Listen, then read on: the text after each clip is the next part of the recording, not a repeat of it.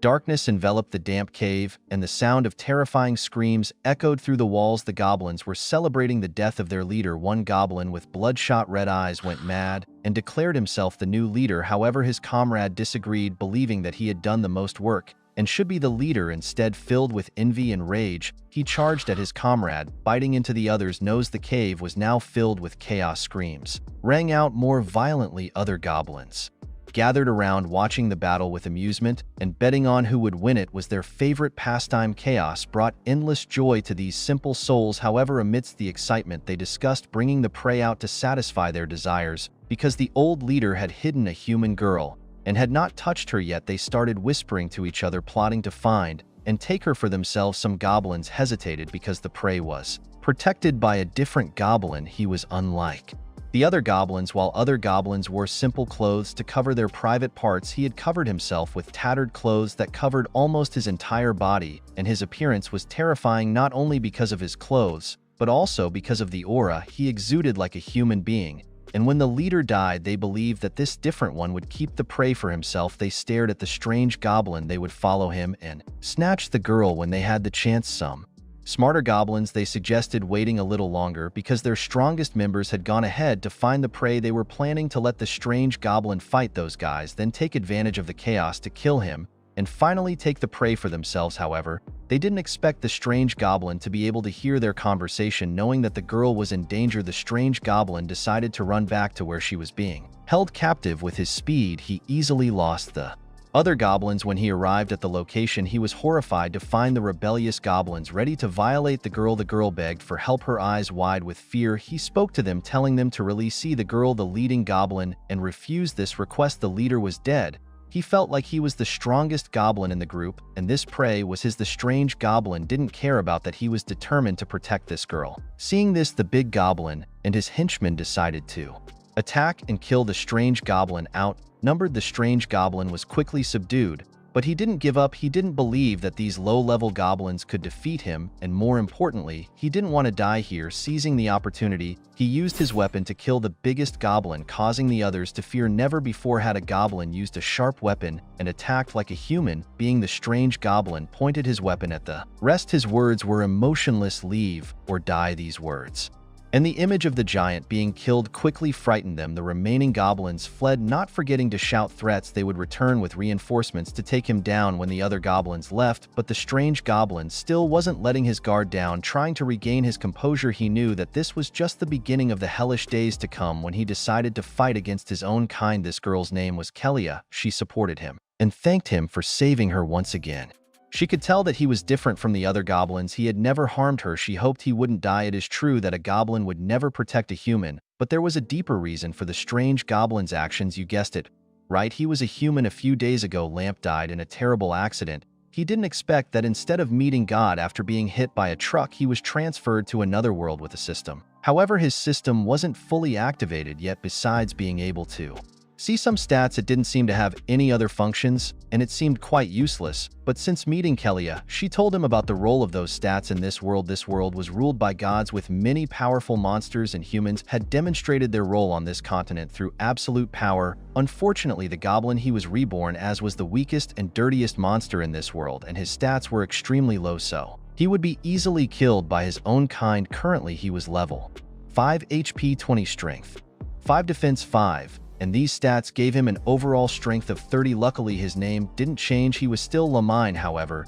there was still a way for him to become stronger here, and that was through mating with girls. In this harsh reality, goblins were capable of becoming stronger through constant mating and procreation. However, they do not have a female gender, so they could only mate with other female creatures. That's why goblins constantly plundered and kidnapped women. Lamp, a former human, found doing so completely against his morals, but to survive he had to be stronger. This issue always worried him. Seeing Lamb's worry, the girl told him not to think too much. After spending days with him, she knew that he was completely different from the other goblins and really didn't want to live with them. With a hopeful smile, she promised that when the knights came to rescue her, she would tell them about how he saved her, because the knights were always fair and just. They would surely agree to let him live in her village. Her optimism gave Lamb the hope. He believed what she said. He was full of hope even if the system couldn't activate immediately, as long as he persevered until the humans came to rescue them and gained the protection of humans, he could survive. Then he could slowly figure out a way to fully activate the system. However, things weren't as easy as Lamb had hoped. To scream a sign of the goblins returning to them. Without hesitation, he ordered 𝗧𝗴𝘀𝗆 to hide, and she obeyed. Immediately, the first goblin appeared. It charged wildly at Lamb, screaming that humans had appeared and that it wanted Tote with the girl to become stronger because it knew that once it became stronger, it wouldn't be killed. The goblin ran frantically looking for 𝗧𝗴𝘀𝗆. However, its haste made it an easy target for 𝗬𝗲ine, who quickly killed the unfortunate goblin. 𝗧𝗴𝘀 quickly informed 𝗧𝗴𝘀𝗆 that humans were here to save her. 𝗧𝗴𝘀𝗆's face lit up with joy. She assumed it was a knight. She said she would go out to check. Lamp looked at her with concern. The appearance of a knight meant 𝗧𝗴𝘀𝗆 would be saved, and perhaps an opportunity for him to prove his worth. But his excitement was stifled when he saw a knight easily killing the other goblins with his strength. The knight wasn't putting in much effort to deal with the goblins. This human seemed to be venting his anger, clearly complaining that these filthy creatures had ripped his clothes. Seeing the human stats, Lamp was incredibly surprised. His name was Loader, level 25 with strength 30 and defense 50, equipped with platinum armor and an iron sword with a total power of 400. This was the highest stat Lamp had seen since coming to this world, making him question if Lower was actually human. While Lamp stood in place, amazed at how easily the human dealt with the goblins, 𝗧𝗴𝘀𝗆 excitedly approached, addressing Lower, delighted to see him. However, Lamp quickly noticed that Lower was raising his sword to attack 𝗧𝗴𝘀𝗆. With quick reflexes, he pushed her away from the attack, just in time despite saving 𝗧𝗴𝘀𝗆 from death. The sudden attack baffled Lamb. The Holy Knights were supposed to be here to save people. Why were they attacking 𝗧𝗴𝘀𝗆? He assumed that because the cave was quite dark, he had mistaken the girl for a goblin. But that didn't seem to be the case, as Lower angrily expressed his disdain for a goblin. Having dodged his attack, 𝗧𝗀𝘆𝗆 quickly tried to explain she was a human, but Lur told her to be silent because he knew who she was. However, he believed she had been defiled by the goblins and might even be pregnant with their child. It was laughable to him that someone as filthy as her would expect mercy from him. It would be better for her if she repented her sins and paid for them with death. 𝗧𝗀𝘆𝗆 begged him, insisting that even though she was captured, she hadn't been defiled by the goblins. Then she pointed to Lamp, explaining that he was the one who had protected her, but unfortunately Lower didn't believe a word she said. The idea that a goblin had saved her and wasn't a human enemy was beyond the bounds of a believable story. He raised his sword to end her. Lamb couldn't believe what he was seeing. He didn't expect things to end so quickly. With no other choice, Lamp stepped forward without hesitation, pushing 𝗧𝗴𝘀𝗆𝗆 aside and facing Lower. He hoped there would be enough time for 𝗧𝗴𝘀𝗆 to escape. Lamp grabbed his crude weapon and lunged at Lower. This was an outcome he hadn't expected, but even if he had to sacrifice himself, he wanted to protect the girl. This could be the act that would prove he was once human. But before the collision, an AA enveloped Lamb, leaving both him and Lower astonished. This magic came from a woman dressed in white. Her aura exuded holiness and solemnity. She demanded Lower stop because she felt this goblin was strange. This woman was none other than the 𝗧𝗴𝘀𝗆. Ephrah, seizing the opportunity, 𝗧𝗴𝘀𝗆 crawled over and begged her to save them. Ephrah helped 𝗧𝗀𝘆𝗆 to her feet and presented her to Lower, who had tried to kill her just minutes ago. Then EP turned her attention to Lambda and asked if he could understand what she was saying. Lamp was trapped within the barrier. According to what 𝗧𝗀𝘆𝗆 had told him, Ephrah was the saint and the spokesperson for the divine temple. She could be his only hope of leaving this place alive. Lambda quickly responded that he could understand. He took a deep breath and kept saying he wasn't a monster of this world, and he used to be human, but he became this way due to an accident. He could explain everything if she took him a long while. Lur thought this goblin was just a bit smarter than the others. Ephrah smiled. Goblins are usually stupid and lowly creatures. They can't think or speak fluently, but this goblin can speak, and this might be a blessing from the Holy Mother. The holy woman Ephrah turned to 𝗧𝗀𝘆𝗆 and asked her to confirm if this goblin really didn't hurt her. 𝗧𝗀𝘆𝗆 happily confirmed that Lamb not only didn't hurt her, but he protected her from other goblins and gave her food. This pleased Ephrah. She realized the strangeness of the goblin. She decided to take it back to the temple and study it thoroughly before making any decision. Hearing this, 𝗧𝗀𝘆𝗆 was very happy because she fulfilled her promise to the goblin. EPF then turned to Lambda and asked if he was willing to go with him. Hearing this, Lambda was very happy. He immediately replied that he was willing. Finally, everything seemed to be getting better for Lamp because he was with someone who could listen and understand reason. With a snap of her Fingers 𝗖𝗍𝗆 broke the barrier that imprisoned 𝗧𝗴𝗀. Then she ordered everyone to prepare to leave. 𝗧𝗴𝗀 felt a sense of safety about his future, which he was incredibly grateful for, so he immediately approached 𝗧𝗴𝗀 to express his gratitude, promising that he would repay her. But as he looked closer at her face, he noticed a cruel smile that took him by surprise. The next thing he heard was a sound he was all too familiar. With the sound of metal piercing flesh, he knew what was happening. But he turned back in fear. The fear was immediately confirmed. 𝗧𝗴𝗀 was killed. The lifeless body lay motionless on the cold ground. 𝗧𝗴𝗀 was stunned, unable to move. The shock was too great. Just as he thought things were getting better, it turned out to be a cruel lie. At this moment, the voice of the woman he thought was the savior rang out along with the cruel laughter. She mocked his naivety and said that his willingly following her was the best way to repay her, and 𝗧𝗴𝗀 understood the cruel reality of this world. A week has passed in the village. The bell tolls, summoning every to the town square. As they gather, Lower addresses the assembled villagers, announcing the devastating goblin attack on Bright Town. This incites fury among the villagers. They demand blood for blood, seeing humans and goblins as sworn enemies, exactly the reaction Lower had hoped for. After whipping up their hatred, Lower begins to praise the temple. The knights, he explains, acting on the temple's behalf, have slain these goblins and avenged the villagers. Then the holy maiden 𝗧𝗴𝗀 steps forward with her powers. She creates a dazzling spectacle, urging the villagers to continue praying to the temple. She assures them that the temple will always protect its faithful. Her words instantly sway the villagers, even those previously skeptical. Their faith is reignited, and they turn to the temple with devotion and trust. Later, 𝗧𝗴𝗀 returns to her chambers, basking in the success of her speech. It's nothing new. These villagers are the most gullible fools imaginable. They'll pray even harder, worship the temple more fervently,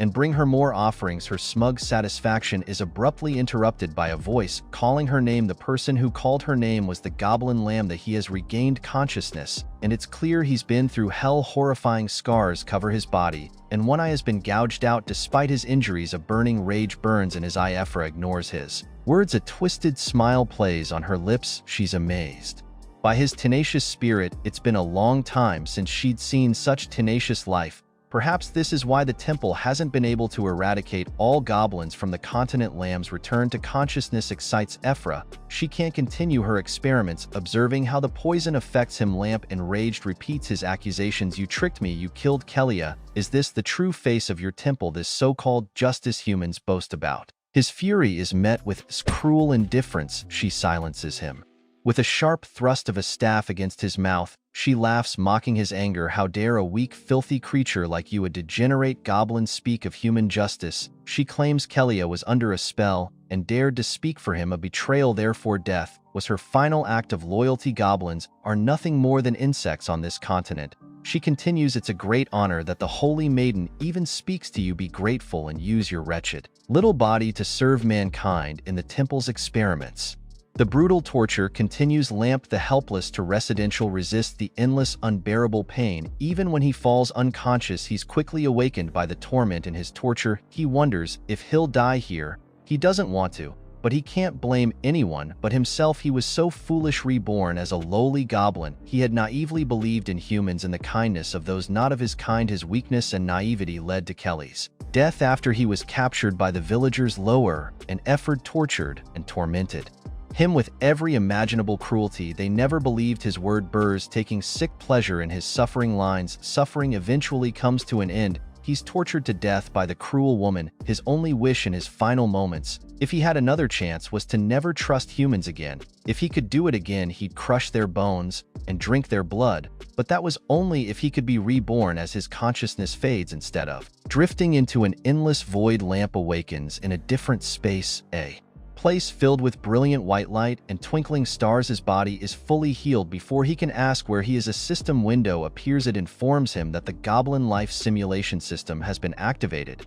and he has died. A brief summary of his life flashes before him. Due to your naivety, you forgot you were a goblin. Humans will never trust goblins. You died from torture and abuse. This pain will be engraved in your mind, and you will never forget. As a result, you the most tragic character in the rebirth system. Do you want to start again? Yes or no? 𝗧𝗴𝗀 is startled. His system only activated when he died, and this system might allow him to be reborn. But will he be reborn as a low-level goblin this time? The system reminds him, if you choose no, your soul will completely dissipate. If you choose yes, you will be reborn into a goblin body 1 week earlier. This made him incredibly excited. A week ago, this was his chance for revenge. He had to get revenge on Lower and Effer. Of course, he chose to be reborn again. A white light enveloped his body and the start of his goblin to zero life lamp's eyes were now filled with rage. This rebirth was slightly different because this was his goblin to zero life to help him live longer. The system decided to give him a little more power. Feeling his strength, Lamb smiled with satisfaction. Even if it was just a little, coming back to life was the most important thing.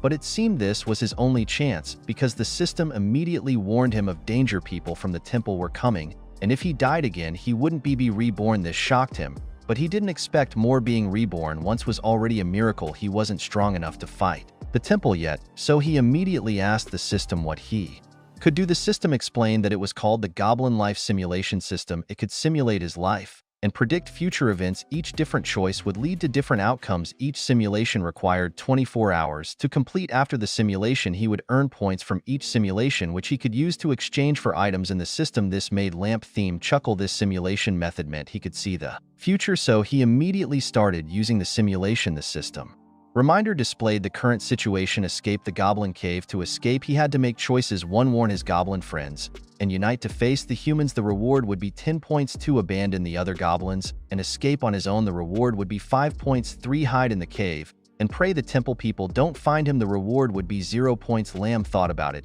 Even though there were 3 options, he was sure that even if all the goblins in the cave united, they couldn't defeat Loader. The battle would end with their deaths, and he wouldn't be able to escape, but he still chose to simulate the first option. He hoped that with the points he earned, he could exchange for a weapon from the shop. Then he could kill Loader with a sneak attack. As predicted, after the simulation, all the goblins were killed. The result was a complete failure. The system asked him to think carefully when making decisions, and also gave him 10 points. Lanth was happy that he got the points. Even though his plan failed, he quickly opened the system's shop. Many weapons appeared immediately, and he could exchange for them, but the problem was that his points were too low. The only thing he could exchange for was a short knife. It could increase his movement speed by 10% and his strength by 15 points. He grabbed the knife. Those stats were immediately added to his information panel. At this point, Lamb remembered 𝗧𝗴𝗀. He asked why he didn't see her. The system informed him that due to his rebirth, some events in this world had changed. 𝗧𝗴𝗀 wasn't captured by the goblins. She was living happily with her family in the village. Knowing this made Lamb very happy. A smile appeared on his face. He felt he had fulfilled his promise to bring her home. Now he had no worries on his path to revenge. The thing to do now was to escape and survive. He chose a narrow exit to go out. This place was small, so there would definitely be fewer guards. There were only 2 guards outside. They were discussing their work. These goblins were very weak, so they could easily complete their task. Lamb heard their conversation. He carefully advanced to the entrance of the cave. The 2 guards talked to each other. Since this passage was small, any goblin that ran out would be easy to kill. Lower had asked them to kill any girl who ran out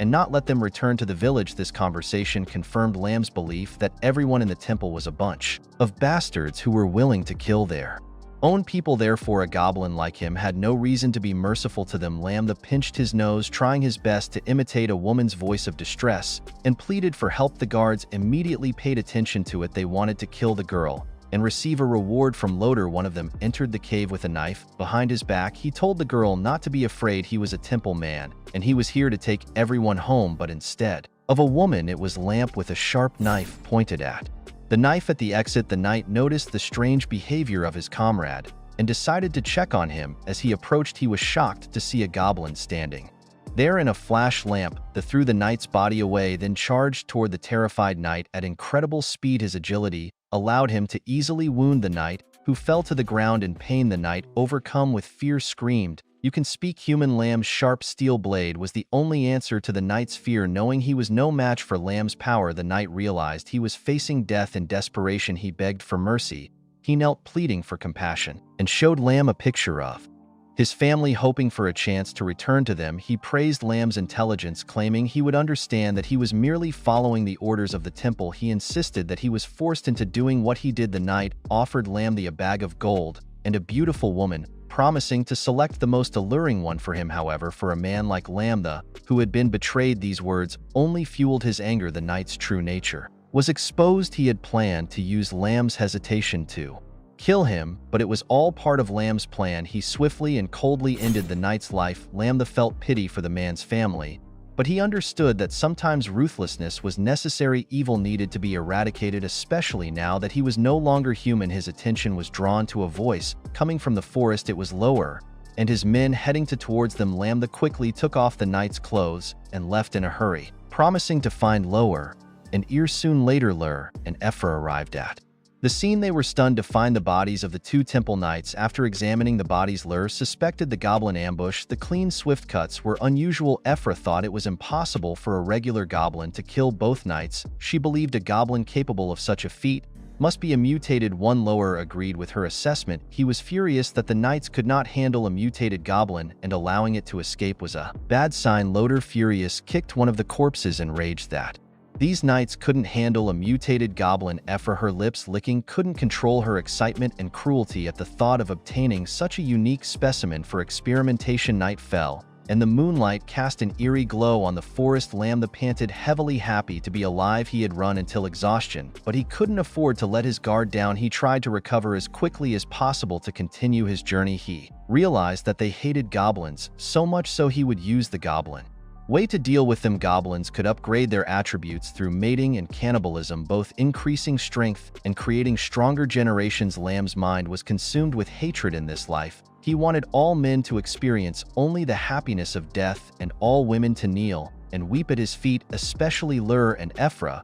But his thoughts were interrupted by the rustling of leaves. He grew worried, thinking it was one of Loder's henchmen still pursuing him. He decided to strike first to gain an advantage. Without hesitation, Lamb stood up and charged at his opponent. The unexpected appearance of Lamb shocked and frightened the stranger, who stumbled backward. Lamb was shocked to find that this was a goblin. The sound it made him think that it could speak. Inertia made Lamb also fall forward. After recovering his posture, Lamb was surprised to find that this goblin had characteristics of a female. Why was a female goblin appearing at this time? According to everyone's knowledge, goblins were only male, reproduced by mating with other creatures. Her presence had changed Lamb this entire perception. In confusion, his eyes were fixed on the female goblin. She thought he was about to do something. She quickly sat up and begged him not to hurt her, explaining that she was just fetching water. This only made Lamb more worried. How could this goblin speak complete sentences like him? To find the answer, he used his assessment skill to check her attributes. She was level 3, but her profession was God's messenger. She had the titles of Fallen God, Pure Soul, with attributes Blood 10, Energy 2, Defense 1, with the skills of Devour and Wild Growth. Her overall strength was 10, and Lamb was surprised to see the special note: when a male goblin combines with a female goblin, they will become the legendary Goblin God. This made Lamb to have an unclean thought, because if he made it with her, he would have immense power. As if seeing the dark thoughts in Lamb's eyes, the girl backed away in fear. She said she was caught by the patriarch to fetch water. If she didn't bring the water back, she would be beaten to death by the patriarch. Seeing the girl scared, Lamb spoke up and apologized. He said he didn't mean to scare her. He also patted her shoulder to comfort her, saying that if she cried, it would attract the attention of bad people. But the girl didn't care for Lamb's actions. She was concerned about why Lamb could also speak in a complete way like her. Her eyes lit up with excitement.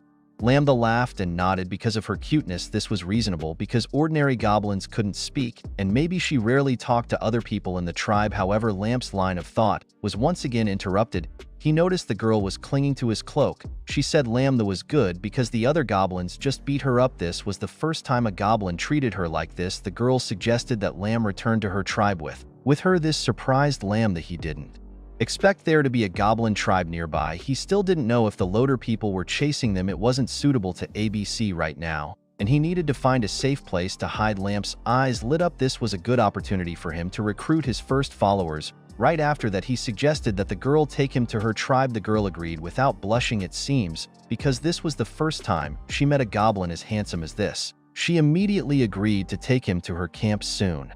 After they arrived at the goblin camp, Lamb's appearance made the other goblins extremely wary because he was a stranger and dressed like a human, something goblins had never seen before. Lamb calmly observed, with the number of goblins here, he felt very satisfied and decided to start building his kingdom from here. With a calm attitude, he explained to the goblins that he wanted to join them and he wanted to meet their leader, but this proposal was immediately rejected. That he cited that a freak Like Lamb couldn't meet the patriarch, they decided to capture Lamb and then bring him to see the patriarch. At this time, the girl worriedly stepped forward to block the goblins. She said that Lambda was a good person. The commotion had attracted the patriarch's attention. He inquired about the situation. His appearance surprised Lamb Dane a little. The patriarch's name was an old goblin with a staff decorated with many skulls. He looked very ferocious. His appearance was completely different from the goblins Lamb had seen before. Besides his clothes, he also had very high stats with level 25 priest profession, blood 102 Monet 29 defense 17 with the skills of Devour, Summon, Thorn, control equipment is Skull, Staff, and Bone Chains,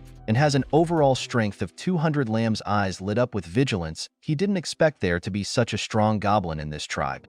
The goblin leader, after appearing, slowly walked towards Lamine. He looked at the female goblin, asking if she had brought the stranger back to the camp. The girl, filled with worry, confirmed that she had brought Lambda to the camp, explaining that he had nowhere else to go with his terrifying red eyes. The leader praised the girl for doing a good job, but then to her surprise, he ordered other goblins to grab Lamb, intending to kill and eat him. The goblins, excited at the prospect of a meal, jumped up in glee. They pushed the girl aside and pointed their weapons at Lamine. Lamine immediately pulled out his weapon, calming them to stop. He claimed to have the ability to create weapons, and that joining their tribe would make them stronger. The iron knife in his hand immediately caught the leader's attention. He quickly ordered the other goblins to stop and rush towards Lambda. He brought his nose close to Lamb's face, claiming that he smelled deception on him. However, he also wanted to know what kind of weapons Lamine could create using his knowledge of modern technology. Lamp explained that he could make weapons out of iron provided they could find iron, or he promised that with enough time he could create weapons more powerful than the knife. He thought to himself, this goblin shaman could speak very clearly. It seemed the higher the level of the goblin, the more intelligent they were. Seeing the leader hesitation, Lamp emphasized that with iron weapons the tribe would have a chance to win against humans or other monsters. The goblins began to discuss, acknowledging that possessing iron weapons would be incredibly beneficial. They felt that goblins compared to humans were weak creatures, but with iron weapons they could move north to snatch girls for mating. Faced with the immense benefits of iron weapons, the leader agreed to give Lamb a chance. He demanded that Lamb find iron ore and create weapons within 3 days, or he would be eaten. Not only him, but the female goblin would be eaten too. Hearing this, the girl became extremely worried. After giving his demands, the leader and the goblin horde left. Comforting the girl, Lamb looked towards the leader with a hint of anger. He 𝗖cie judged the leader as a cruel person willing to kill even members of his own tribe. When enraged, Lamp suppressed his anger, knowing that he couldn't defeat the leader with his current strength. He needed to use this time to create weapons and become stronger. The next day at dawn, Lamp led the goblins in the tribe to search for iron ore. It was now night, and the moonlight made the forest seem frightening. The female goblin Gobu was also with them. She was incredibly exhausted, stating that she couldn't walk anymore. She had been walking all day and was utterly drained. She didn't receive any help from her own kind. Instead, they beat her, calling her ugly and threatening to kill her if she didn't find the iron ore. She kept pleading, but the abuse didn't stop. They wanted to kill her right then and there. For being lazy, unable to bear the sight, Lamp picked up a rock and threw it at the head of one of the goblins. This action caused them to look at him with angry eyes. Line explained that he wanted them to follow and help find the iron or not to fight. He said he would tell them what iron ore looks like, and that if they wanted to live and return, they should go to the valley ahead and bring back some iron, or if they didn't listen, he would kill them right then and there. Lamp took out his knife and glared at the 3 goblins with a terrifying expression. This threat terrified them. As they imagined him killing them with the iron weapon, they rushed off to find iron or not, forgetting to threaten Lambda with death if he failed to create weapons. Lamb thought to himself that sooner or later they would kill him after obtaining iron tools. The task at hand was to become stronger. Looking at Gu's information, the notification about mating with her to become a goblin god caught his eye. 𝗖cie decided it was time to do the things adults do. Seeing Gobu crying, Lamp told her to stop. He sat down beside Gobu and asked her if she wanted to follow him.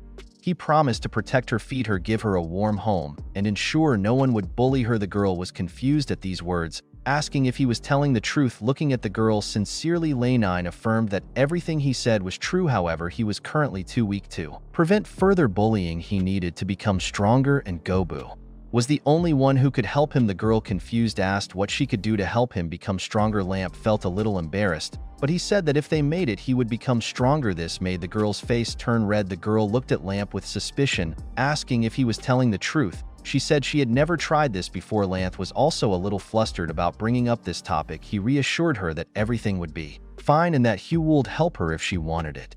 Without waiting for her response, Lamp gently kissed her soft lips and then laid her down on the ground. The girl, embarrassed, agreed, saying she would bear his children. Then shy sounds echoed through the air. At the same time, notifications appeared one after another, informing him that mating had raised his current level to level 7, and the sound of upgrading echoed the increased level, also increased his attributes. After a while, Lamp's body began to change, his muscles becoming more defined. He was now level 7 with 40 HP, 10 strength, 6 defense, and a total strength of 65. Lamp was surprised at the change in his body. He thought that if he continued like this, he could defeat the goblin leader. Lei warmly stroked Gu's head. He told her that she was his wife now, and he would protect her forever. The girl blushed and, exhausted, thanked Lamda, calling him a good person. At this moment, a cry for help caught their attention. Looking in that direction, they saw a goblin running towards them in fear, followed by a large wolf.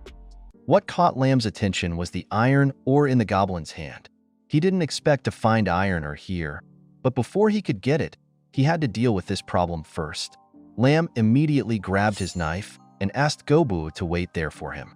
Gobu looked at Lamb with trust, reminding him to be careful. For Lamb, this wolf was a test of his strength. The wolf was about to catch the unfortunate goblin, who was desperately trying to escape. But Lamb suddenly appeared, wielding his sharp iron knife, and charged directly at the large wolf. The fleeing goblin was completely taken aback by this action, then filled with fear when it saw Lamb kill the wolf with one blow. In the goblin's eyes, Lamb had become a terrifying figure. When Lamb asked it to give him the iron ore, it immediately handed it over, overwhelmed with fear. Holding the iron ore in his hand, Lamb laughed with delight at the high quality of the ore. Now they needed more of this, and after they returned, he would make weapons for the goblins in the tribe. 2 days passed, and with the help of other goblins, Lamb was able to successfully create a spear with an iron blade. Although it wasn't pretty, it was a major accomplishment for Lamb and the goblins. The goblins couldn't believe that Lamb could actually create a weapon out of iron, but they wondered if it would actually work. To prove the effectiveness of the new weapon, Lamb easily plunged the spearhead into the tough skull of the number 1 crocodile wolf. As expected, the spear had easily pierced through. This demonstration astonished the other goblins. The goblin Lamb had saved before was incredibly excited, pointing at the crocodile wolf's corpse.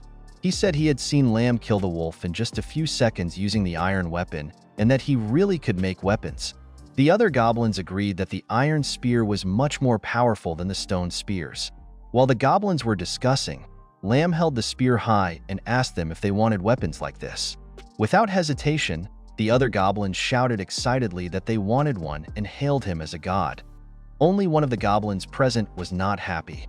The goblin leader was angry that a newcomer had stolen his respect. The leader grabbed attention by slamming the skull-headed staff in his hand onto the ground. With menacing red eyes, he admitted that Lamb wasn't lying. Creating a weapon out of iron was a miracle, but it wasn't enough for Lamb to stay in the tribe. While Lamb and the other goblins listened, the leader demanded that Lamb create 50 iron spears within 2 days. After making his demand, the leader immediately left. The other goblins didn't agree with this condition, but they didn't dare object. They felt the leader was too cruel and decided to help Lamb complete the task. Lamb wasn't surprised by the condition. He laughed confidently, feeling it was very advantageous that he had now earned the respect of the other goblins. This was a good step forward in his plan. On the day of the delivery, Lamb had completed 50 iron spears. The goblins in the tribe were also very happy that Lamb could stay in the tribe. With the same menacing look and cunning smile, the leader said he was very satisfied that Lamb had completed the task and could now stay. To celebrate Lamb joining the tribe, the leader decided to hold a feast and demanded that everyone participate. The goblins immediately started dancing and celebrating. The feast quickly took place around the bonfire. Gobu cut out a piece of pork and brought it to Lamb. This was the best part, so she wanted him to eat it. Lamb happily accepted, but after eating for a while, a sharp pain hit him. Lamb fell to the ground in agony, and Gobu was terrified. It was clear that Lamb had been poisoned. The poisoner was none other than the leader. He walked up to Lamb with an evil smile and told him he was too stupid. The leader said he knew Lamb's true intentions, and those who dared challenge his authority had only one place to go: hell. Before Lamb could speak, the leader grabbed Gobu's hair and pulled her towards him. The leader said he saw that Lamb cared about her very much, so now he would let Lamb experience the pain of watching her die in front of him. A red line of blood appeared on Gobu's neck as the leader's claws stabbed into her. The leader wanted to crush Lamb's arrogance and make him suffer. In Gobu's terrified eyes, a red stream of blood spurted out, but it wasn't Gobu's blood. It was the leader's, as his arm was cut off. Lamb had done it. The leader fearfully asked why he could move after being poisoned. Lamb smiled and said the leader was an idiot. When facing a villain like him, he was always vigilant, and he was just pretending. But actually, Lamb knew he was going to be poisoned because the system had warned him. The leader was now incredibly angry. He had no choice but to fight. He had lost an arm, so his fighting power had decreased. He used the bone chain in his hand to attack Lamb. Lamb also quickly attacked with his speed. Lamb easily dodged the attack, jumped, and aimed his iron knife at the leader's head. The leader was killed. The goblins saw that their leader was dead and were terrified. Lamb looked at them and declared that he would be their new leader. He would lead them to become a powerful goblin tribe, and they would always have meat to eat. Lamb hugged Gobu and raised his knife high. He declared his supremacy over the tribe. With Lamb's strength, the other goblins readily agreed to him being their leader. After all, they were simple-minded creatures who only cared about meat and mating. The reward Lamb gave for their loyalty was the leader's corpse. Given permission, they immediately revealed their vicious nature, devouring the corpse in a cruel and savage way, making Lamb feel disgusted. But this was the reality of life. What mattered to him now was building his tribe and nurturing the next generation of goblins to make the tribe stronger. This was just the first step on his revenge. Amidst the chaos, no one noticed one pair of eyes watching everything from afar. It was a golden-haired elf girl. As she witnessed the scene, she wondered what was happening. Under the hazy moonlight of the strange world, amidst the ominous shadows of the trees and strange-looking houses, a figure moved with incredible speed, taking just a few leaps to enter a brightly lit house. But what was truly striking was the horrifying scene below. Countless withered blue goblin corpses hung from large bones. If Linton had witnessed this, he would have been terrified. The elf girl stopped in front of a house. This was the one who had secretly watched Linton's tribe, the princess of this elf tribe, 𝗖cie𝗽𝗆𝗆𝗵𝗁. A guard elf saw her and was overjoyed to see her return. Ignoring the guard, 𝗖cie𝗽𝗆𝗵𝗁 immediately went inside. The guard was worried, wanting her to stop as if there was something inside she shouldn't see, but 𝗖cie𝗽𝗆𝗵𝗁 didn't care. She said she had important news for her mother. Pushing the door open, 𝗖cie𝗽𝗆𝗵𝗁 rushed in and shouted, "Mother, I have something very important to report. There's strange activity in the goblin tribe in the eastern forest." But the scene inside left her utterly bewildered. Elves are known as a noble race with brave warriors. Yet here was a promiscuous elf, her full breasts on display in her revealing outfit, enjoying special attention from two men. 𝗖cie𝗽𝗆𝗵𝗁 blushed, stammering apologies and saying she had something to do. Before she could turn away, the queen's voice rang out. She demanded 𝗖cie𝗽𝗆𝗵𝗁 stop and asked what urgent matter had brought her there so hastily. 𝗖cie𝗽𝗆𝗵𝗁's eyes turned serious, and she once again mentioned the goblins in the forest. The queen didn't seem interested. She considered goblins low-level, weak, and filthy creatures. 𝗖cie𝗽𝗆𝗵𝗁 quickly explained, "I found the remains of a bear in the demon forest, completely chewed up. There are signs of a struggle, many goblin footprints on the ground. The bear was likely killed by goblins from the demon forest. That giant bear is practically the strongest creature in the forest. Those goblins shouldn't be able to kill it." Her voice grew anxious. "A few days ago, I saw the goblin leader killed by a young goblin. I'm worried the bear's death is connected to that goblin." The queen was slightly surprised to hear about the new leader, but didn't seem overly concerned. What interested her was the growing number of goblins. The queen snapped her fingers, asking the man to continue serving her. She ordered 𝗧sana to lead a group to eliminate the goblins, but told her not to kill them all, leave a few alive. This wasn't out of kindness. The queen wanted to harvest the hearts of living goblins to brew a tonic for the elf men in her tribe. Of course, 𝗧sana knew the effects of this potion. Hearing this, her face flushed again. Due to 𝗧ana's diligence, the queen offered her a man for the night and even asked if 𝗧ana had any special requests. 𝗧ana was startled. This reward embarrassed her. She said she had to check on some things tonight and quickly bid farewell to her mother. Back at Linton's camp, the goblins were in a discussion. On the ground was a map of the elf tribe, painstakingly investigated by Linton's subordinates. The tribe consisted of 30 houses, all situated high up. Linton praised his subordinate, promising him 2 elf girls as a reward after defeating the tribe. He told everyone to prepare iron weapons. Hearing about the reward of 2 elf girls, the goblins were excited and eager, immediately going to prepare their weapons. Linton's expression wasn't joyful at the prospect of attacking another tribe. This was a world where strength determined survival. If he didn't build his tribe into a force, sooner or later they would be destroyed. Linton carefully analyzed the situation. There were 30 houses in the village. If each housed 2 elves, there would be a total of 60 elves, adding the 10 elves guarding the mine. The tribe would have at least 70 people. Looking back since their leader's death, Linton had led the goblins in crafting weapons and hunting monsters, leveling up their abilities. The goblins under Linton's command swept through the forest like a tidal wave, slaughtering countless monsters. These monsters, of course, were eaten, and by devouring them all, the goblins received new skills such as tusk attacks, skills that hardened their skin like stone, adding 15 points to their defense. Other skills included silent movement and venom production. Not all goblins gained skills from eating monsters, but the tribe's overall strength had improved. Some standout goblins had reached level 18 with high stats. Combined with simple iron spears and armor, they had a total strength of 250. The average strength of goblins in the tribe was now 200, but the elf tribe's collective strength was still significantly higher. This made Linton a little worried. This was a dangerous battle, and Linton wanted to prepare thoroughly. He decided to use the simulation system to find an effective attack method. Strange sounds quickly entered his perception. Looking into the distance, he discovered unusual signs. Meanwhile, the elves were rushing back to their tribe. Leading the way was 𝗧ana. She couldn't believe that the goblin tribe would attack hers. Initially, she brought a group to eliminate them, but arriving at the camp, she discovered the goblins had changed drastically, especially after hearing about Linton's plans. She wanted to return and report to her mother, but it seemed too late. She was discovered, and arrows flew towards the elves. Now 𝗧ana lay injured on the ground, terrified. Around her were the bodies of other elves. In the distance, Linton and the other goblins were approaching with sinister smiles.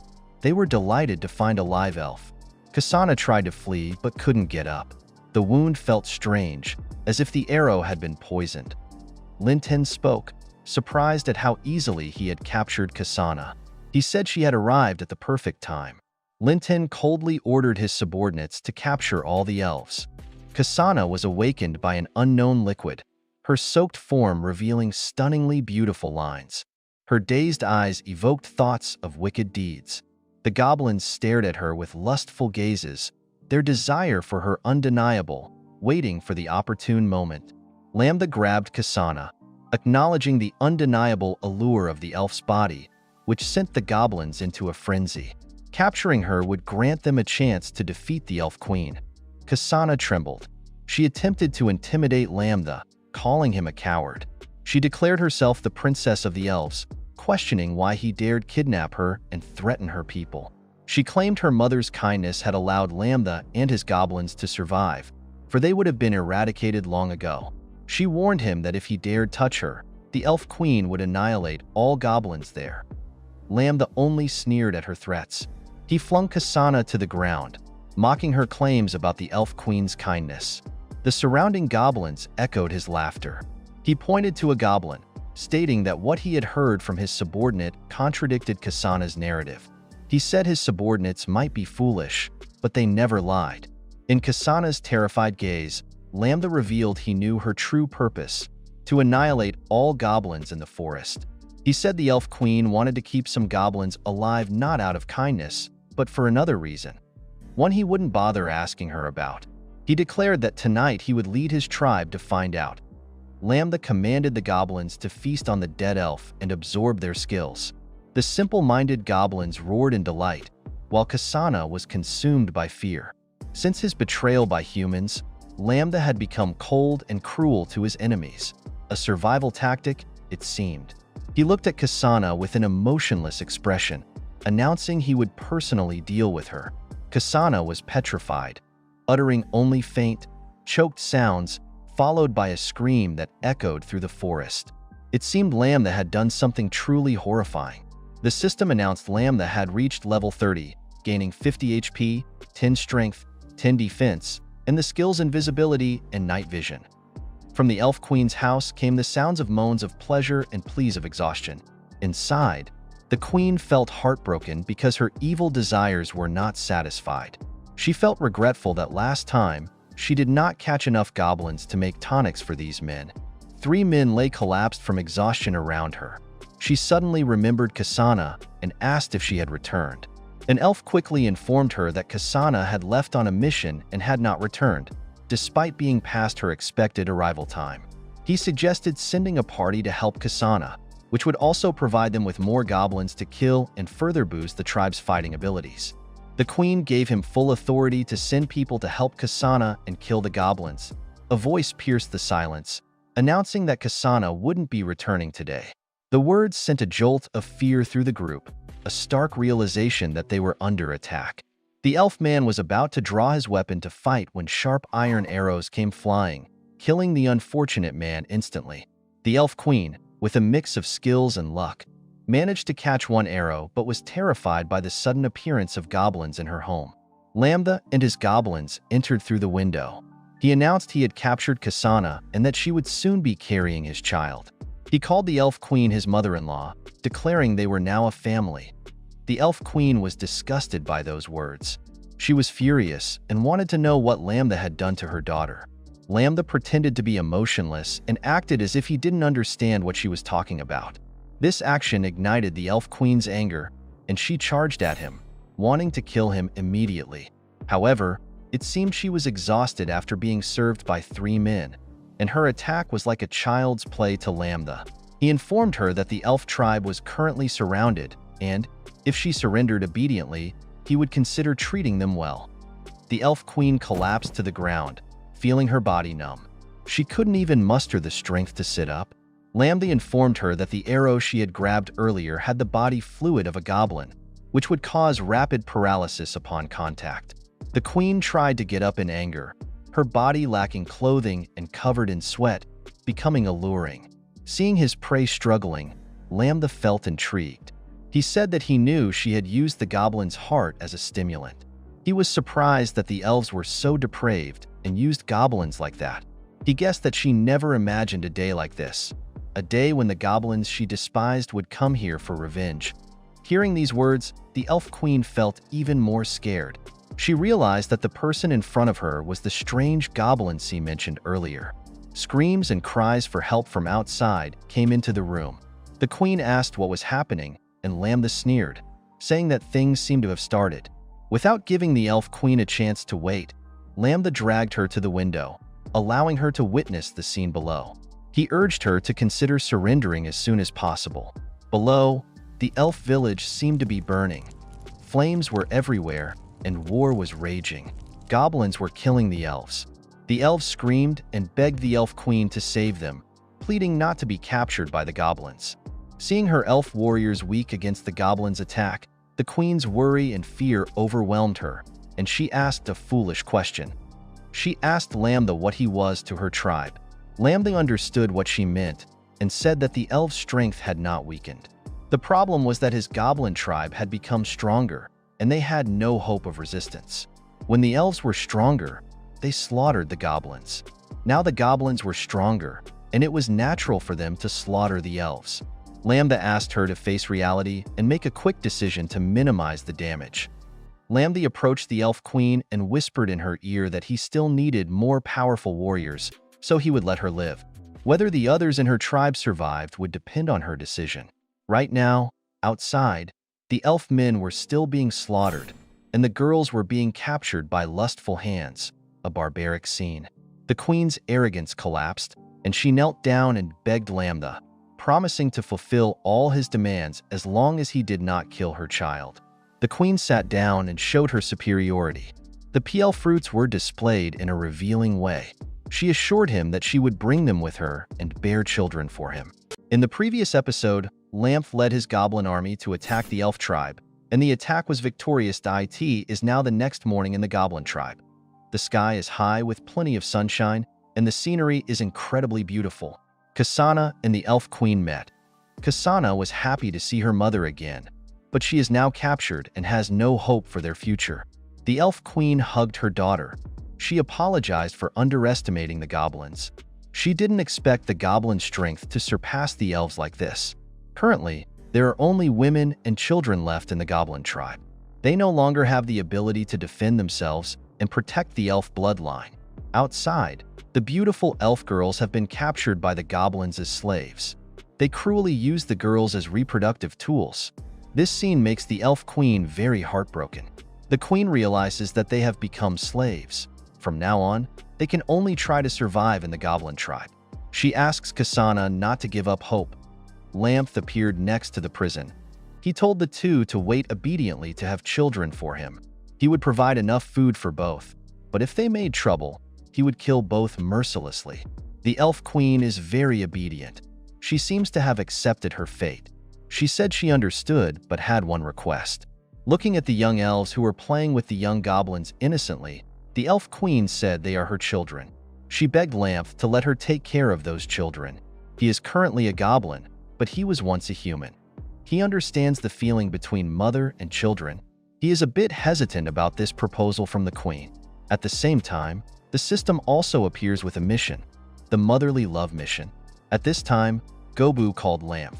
She said she couldn't take care of all the children by herself and suggested he let the queen take care of the children. Lamb understands that these children are the future of the goblin tribe. After they grow up, they will increase the tribe's strength. So Lamb agreed to the elf queen's request. This time, Lamb also checked his strength. He has currently met the requirements to upgrade himself. With the added stats, blood plus 20, strength plus 30, defense plus 30. Lamb was surprised when he met the upgrade conditions. The remaining stats were automatically converted into attribute points. Lamb smiled softly. He decided to continue the path of strengthening himself by mating with strong girls. His current strength can already challenge lower. After these elves give birth, he will go to lower for revenge. Quickly, another month passed in the goblin camp. There were cries of babies. The first children were born. By some miracle, the children born all have the appearance of a goblin. Their ugliness also scared their mothers, and they refused to accept the children as their own. But it's okay. Goblins are a creature with superior vitality.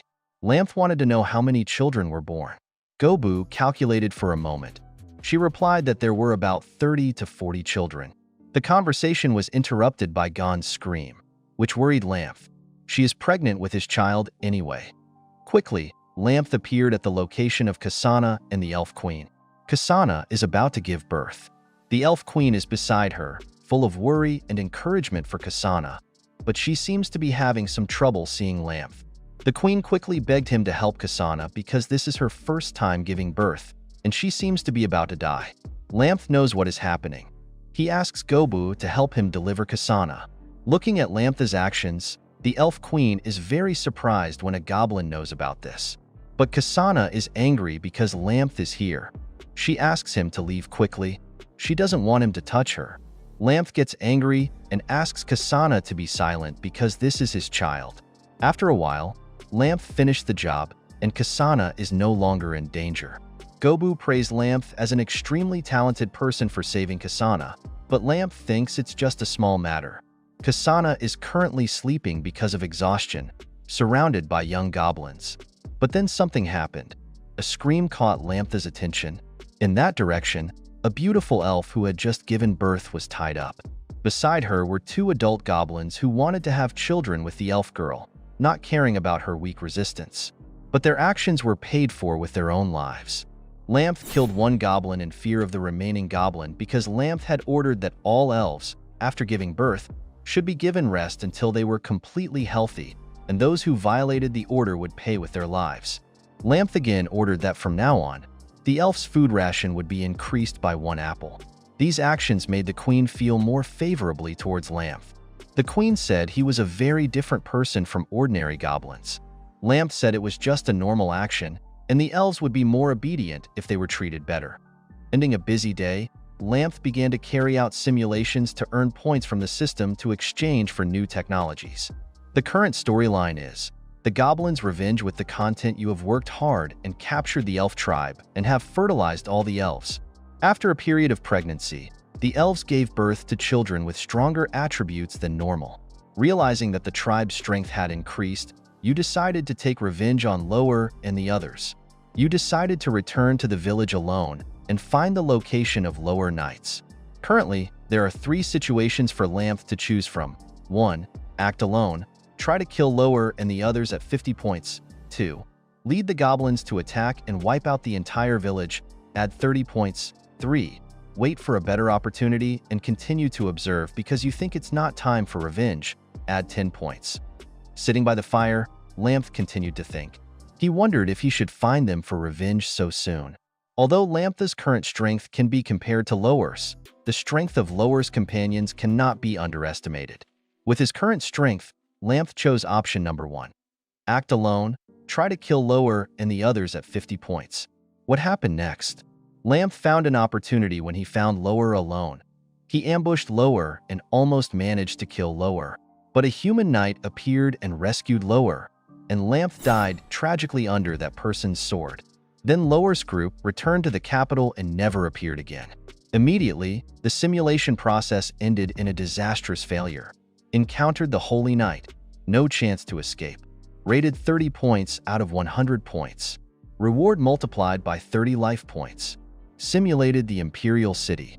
The next time, in 9 days, 𝗵 was surprised that there was a Holy Knight in such a remote place and that 𝗧𝗏𝗏's group would leave the village and never return.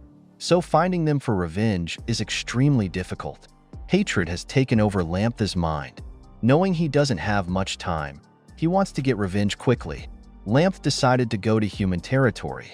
Currently, in the goblin tribe, besides him, 𝗀𝗏𝗴 is the most listened to by other goblins. He decided to put her in charge of the tribe for a few days. The elf queen thought this was a crazy thing to do. If 𝗵 came to human territory and was discovered by them, he would be arrested and killed. 𝗵 didn't care much. He said he had a grudge against humans and he had to get revenge. Before this decision, the elf queen offered to help 𝗵 by using invisibility magic on him, helping him not to be discovered by humans. 𝗵 chuckled. That's what he wanted. 𝗵 said he didn't expect her to care so much about his safety.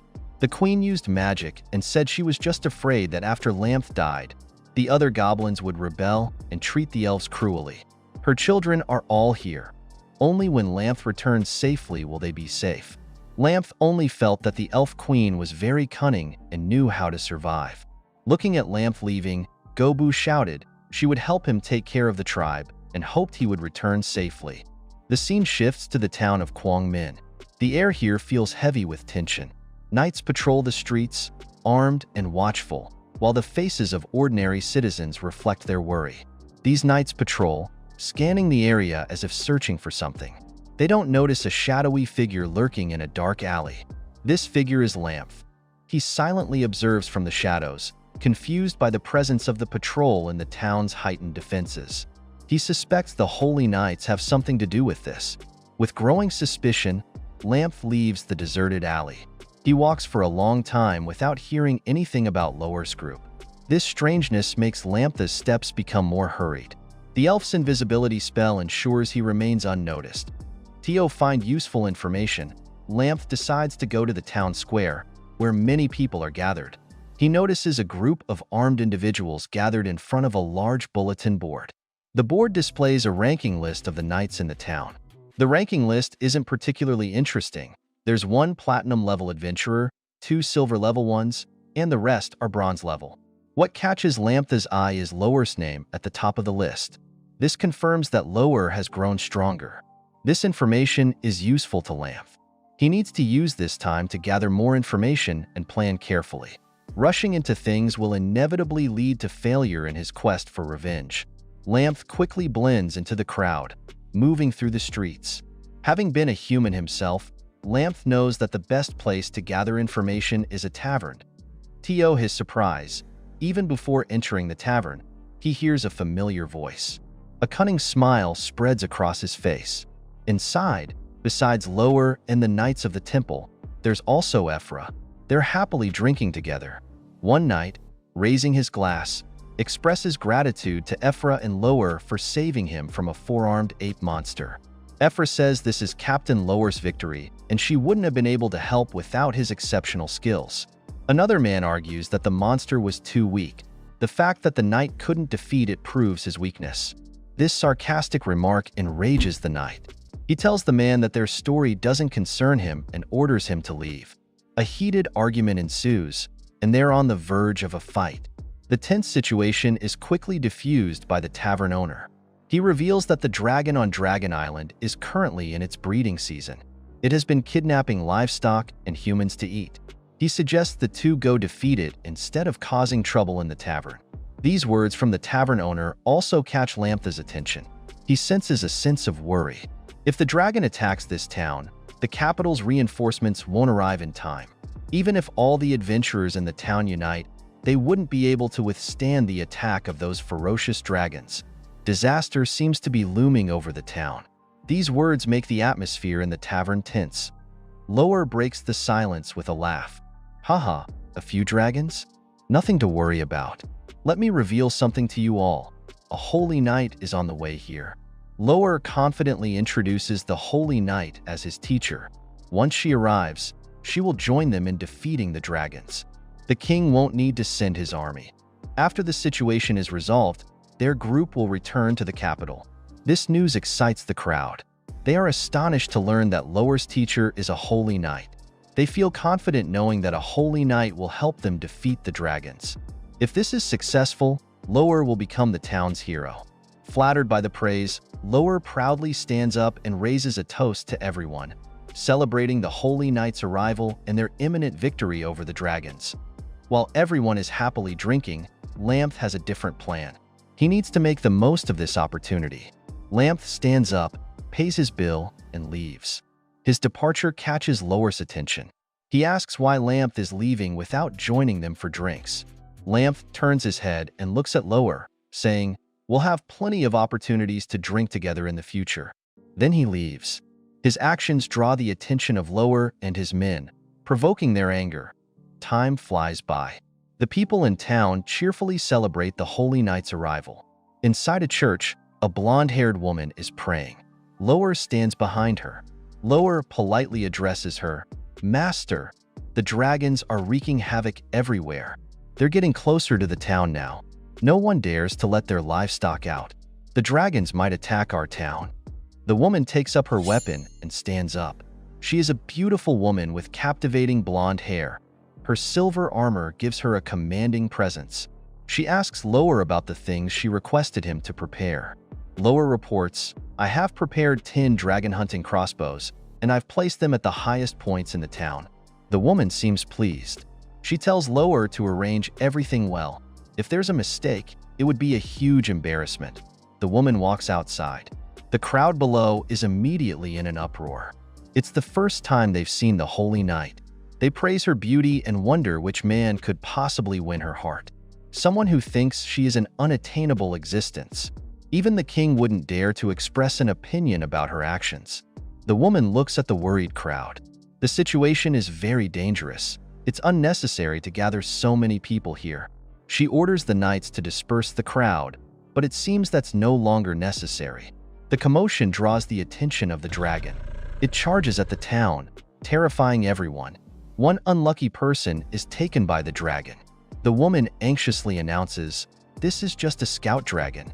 Once it appears, more dragons will surely attack here. 𝗧r, take your men to the wall and prepare to fight." Outside the town, On a cliff, a goblin scurries along. He informs his leader that the dragons are coming. From what he observed, there are many guards on the wall. The goblin asks what he should do next.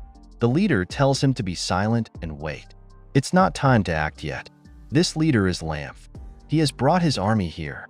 He's waiting for the dragons to inflict damage upon the town. Then it'll be his chance to seek revenge.